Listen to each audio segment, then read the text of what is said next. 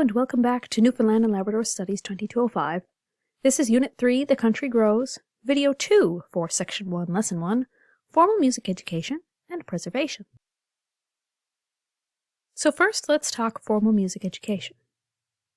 Many people learned musical skills from their family or other community members. And in the 18th century, military and church bands brought formal music education to Newfoundland and Labrador. Moravian missionaries traveled to Labrador and brought instruments such as violins, clarinets, trumpets, and trombones. Many Inuit musicians adopted these instruments into their culture, which of course is an example of acculturation.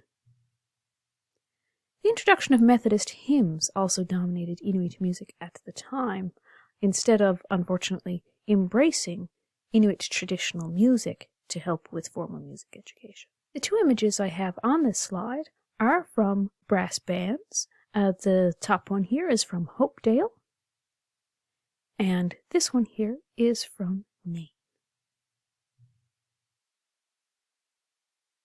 The first formal music education on the island was established by the Roman Catholic Presentation Sisters in Harbour Grace in 1851. They provided musical instruction and arranged for students to be certified by the Trinity College of Music in London. These exams are now referred to as the Royal Conservatory exams, which you might be familiar with.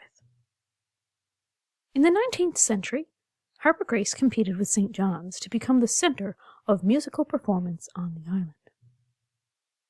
There are many visiting classical music performers from Europe throughout this period, and was considered more sophisticated than traditional folk songs.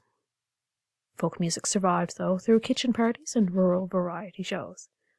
You might be wondering why I have a building here as one of the images. This is the Star of the Sea Hall, which is downtown in St. John's, and is for a long time a performance space. It has changed hands many, many times and become different businesses, and for a long time it also sat abandoned. But right now, actually, at the recording of this video, it is being renovated by Tara Bruce Productions to become a performance space once again. So that, in itself, leads us to preserving our music, preserving music as part of our history. In 1927, Gerard S. Doyle printed the first of 3 songbooks titled The Old Time Songs and Poetry of Newfoundland. Doyle wrote in the foreword that he intended to preserve and perpetuate the songs of his country. Of course, saying country because at the time, the island of Newfoundland was considered a country. The publications were the first time many of these songs had been printed. And where possible, the song's writer was included. However, many original writers' names were unknown when they were published.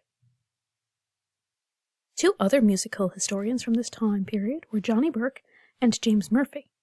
They printed copies of their compositions in one-page editions called broadsides, and they also printed several songsters, as these publications included traditional songs and original compositions.